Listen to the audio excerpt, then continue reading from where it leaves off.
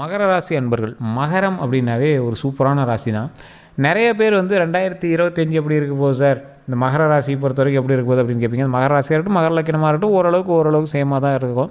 இந்த மகராசி அப்படின்னாவே ஒரு கலைத்துறை சார்ந்த ஒரு விஷயம், ஒரு என்டர்டெயின்மெண்ட் சார்ந்த ஒரு விஷயம், ஒரு ப்ரெஸ் சார்ந்த ஒரு விஷயம், மக்களினுடைய தொடர்புடைய இருக்கக்கூடிய ஒரு ராசி. மக்களோட ஏதோ ஒரு வகையில் தொடர்பில் இருந்துகிட்டே இருக்கணும். அந்த மாதிரி ஒரு ராசி வந்து மகர ராசி. இந்த ராசிக்காரில் பொறுத்த வரைக்கும் ஒரு சீக்ரெட்டாக வச்சுருப்பாங்க. இந்த விஷயத்தை பண்ணியே ஆகணும், இதை அச்சீவ் பண்ணி அதை அச்சீவ் பண்ணி ஆகணும். ஒரு டைம் ஒரு வார்த்தை சொல்லிட்டான், அந்த வார்த்தைக்கு தகுந்த மாதிரி அவன் முன்னாடியே நான் வாழ்ந்து காட்டணும். ஸோ அந்த மாதிரி விஷயங்கள்லாம் இவங்களுக்கு வந்து நிறையாவே இருக்கும். நிறைய சீக்ரெட் விஷயங்களும் இருக்கும். ஒரு ஒரு கேம் மாதிரி இவங்க இது ஏதாவது ஒன்று பிடிக்க ஒரு விஷயம் தெரியாமல் இருக்கா, அதை கற்றுக்குவேன், அதை கண்டிப்பாக கற்றுட்டு நான் செயல்படுத்தி காட்டுவேன். அந்த மாதிரி ஒரு ராசி இவங்க. அதே மாதிரி இவங்களுக்கு வந்து அவ்வளோ சீக்கிரம் இவங்க கஷ்டப்படுற மாதிரியே தெரியாது தூரத்துலேருந்து பார்க்குறவங்களுக்கு. ஆனால் என்னடா இவன் மட்டும் இப்படி சம்பாதிக்கிறான் அப்படிங்கிற மாதிரி தோணும். ஆனால் இவங்க பயங்கர கஷ்டப்பட்டு இருப்பாங்க. பேக்ரவுண்டில் கஷ்டப்பட்டு தான் எதையுமே வந்து சரி பண்ணிகிட்டு இருப்பாங்க.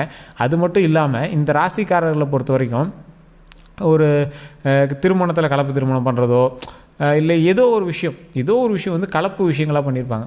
யாரையாவது மதமாக தூக்கி போடுறாங்கட்ட அப்படிங்கிற மாதிரி. இவங்க ஒரு முற்போக்குவாதின்னு சொல்ல முடியாது, இவங்க டிவோஷனல் இல்லைன்னு சொல்ல முடியாது. எல்லா விஷயத்துலையும் கரெக்டாக இருப்பாங்க. ஆனால் இவங்களோட தேவைக்கு தகுந்த மாதிரி அந்த விஷயத்தை வந்து மாற்றிக்குவாங்க. இது என்ன அப்படிங்கிறவங்களாம் இவரே இதில் சில நாட்கள்லாம் பார்த்திங்கன்னா காதலுக்கு எதிர்பார்த்துருப்பார், திடீர்னு காதல் வசப்பட்டிருப்பார், காதல் வந்து புனிதமானதில் திடீர்னு பேச ஆரம்பிச்சிடுவார். ஸோ இந்த மாதிரி ஆட்கள் தான் இந்த மகர ராசியில் இருப்பாங்க. இவங்களுக்கு இனி வரக்கூடிய காலங்கள் எப்படி இருக்க போகுது, சென்ற காலங்கள் எப்படி இருக்க போகுது, இவங்க பண்பு நாளங்கள் எப்படி இருக்க போகுதுன்னு தெளிவாக அது 10 நிமிஷத்தில் பார்க்கலாம். இதுக்கு வந்து நம்ம நிறைய பேர் தனிப்படையான ஜோதிடம் பார்க்கணும் அப்படின்னு ஆசைப்பட்டீங்க. கீழே டிஸ்கிரிப்ஷனில் காண்டாக்ட் நம்பர் டீட்டெயில்ஸ் கொடுத்துருக்கேன். ஜஸ்ட் கால் பண்ணி கேட்டு தெரிஞ்சிக்கலாம். உங்களுக்கு எந்த ஒரு கருத்தாக இருந்தாலும் நீங்கள் வந்து கேட்டு தெரிஞ்சிக்கலாம். அதே மாதிரி அவர் வந்து ஒரு பிரபல ஜோதிடனுடைய நம்பர் தான் கொடுத்துருக்கேன். ஸோ இவர் வந்து நிறைய அரசியல் பிரமுகர்களுக்கும் பெரிய ஆக்ட்ரஸுக்கும் ஜோதிடம் பார்க்கக்கூடியவர். 3 ஸ்டேட்டில் இருக்கிறவங்களும் பார்க்கக்கூடியவர். நிறைய லாங்குவேஜ் தெரியும், கிட்டத்தட்ட ஒரு 4-5 லாங்குவேஜில் இவர் பேசுவார். ஸோ நிறைய ஜோதிடர்களுக்கும் பெரிய அரசியல் பிரமுகர்கள்லாம் வந்து பார்த்துட்ருக்காரு. ஸோ நீங்கள் ஜஸ்ட் கால் பண்ணி பாருங்கள். கால் எடுக்கிறாரு அப்படின்னா உங்களோட லக்கு, எடுத்தாருன்னா நீங்கள் ஃபோன் மூலமாகவே உங்களோட ப்ராப்ளம் வந்து நீங்கள் சால்வ் பண்ணிக்கலாம். சரி சார், இப்போ அந்த ராசியை பற்றி நம்ம பார்த்துடலாம். இந்த மகர ராசி அப்படிங்கிறவங்க, மகரம் அப்படிங்கிறது ஒரு பக்கம் நீங்கள் ராசி லக்கணம் இதெல்லாம் பார்த்துருந்தாலும் தனிப்படையான ஜாதகத்தை பொறுத்து தான் அந்த ஆளோட அடுத்த லைஃப் எப்படி இருக்குங்கிறது ஒரு பக்கம் சொல்ல முடியும். இருந்தாலும் இது நான் ஒரு மேம்போக்கான வாழ்க்கையில் சொல்லிடுறேன். மகர ராசி அப்படிங்கிற கலைத்துறையில் இருக்காங்க அப்படிங்கிற மாதிரி இருக்கும். கலைத்துறை சார்ந்து ஏதாவது ஒரு விஷயமாவது பண்ணணும் அப்படிங்கிற ஆசையாவது எங்களுக்கு இருக்கும். அவங்க அப்படி பண்ணிகிட்டு இருக்காங்க அப்படின்னா உடனே அவங்களுக்கு கீழே பெண்களினுடைய கட்டுப்பாட்டில் சில தொழில்களை வந்து நடத்திட்டு இருப்பாங்க. அவங்களோட ஒர்க்கில் மோஸ்ட்லி பெண்கள் வந்து அதிகமாக இன்வால்வ் ஆகிருப்பாங்க.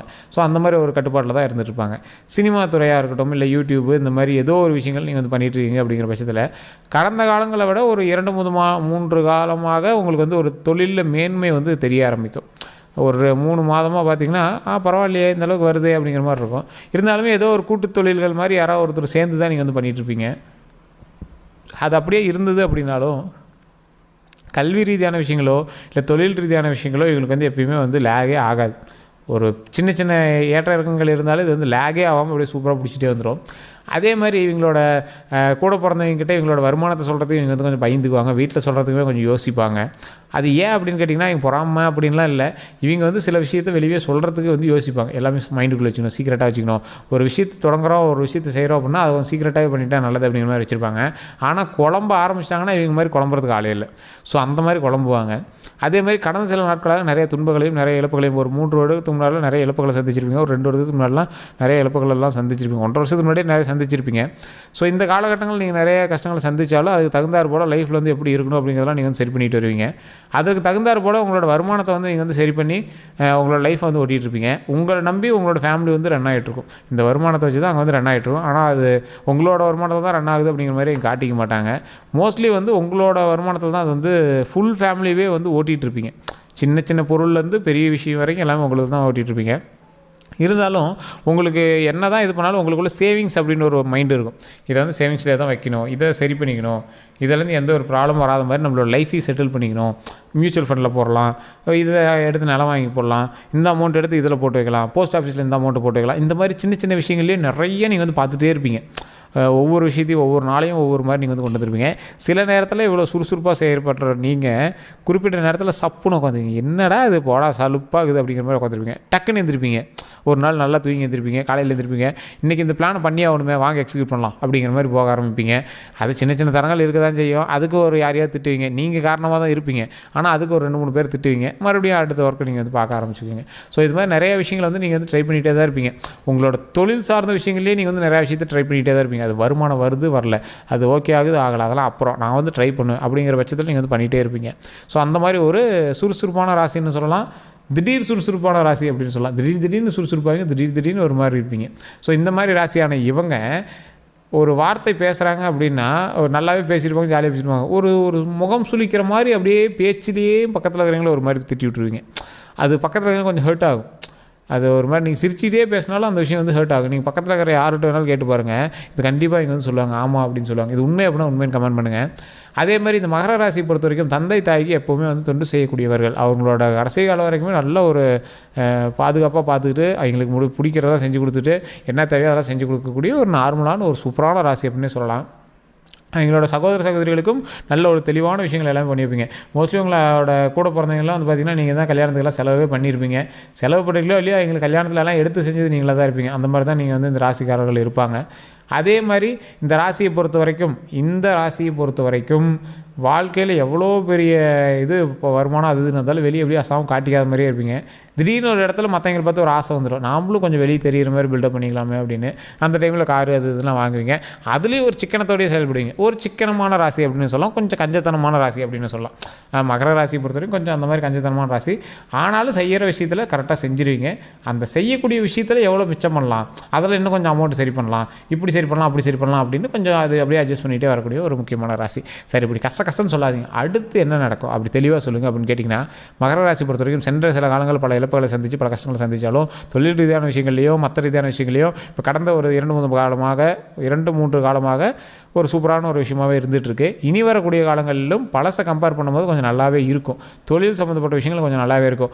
இப்போ வரக்கூடிய ஸ்டார்டிங் 6 மாதத்தில் இந்த அளவுக்கு வருமானம் வருமா அப்படிங்கிறத விட மற்ற சின்ன சின்ன தொழில்கள் எல்லாம் தொடங்குறீங்க பார்த்திங்கன்னா, அது நல்லாவே ஒரு வருமானம் வரும். இப்போ போயிட்டுருக்கிற தொழிலையுமே பார்த்திங்கன்னா ரொம்ப டாப் அப்படிங்கிறத விட ஓரளவுக்காவது ஒரு நீங்கள் வந்து இப்போ 50% இத்தனால போயிட்டுருக்கீங்க அப்படின்னா ஒரு 75 தாண்டும். ஸோ அந்த மாதிரி ஒரு பர்சன்டேஜில் தான் உங்களுக்கு வந்து லாபம் வந்து கிடைக்க போகுது.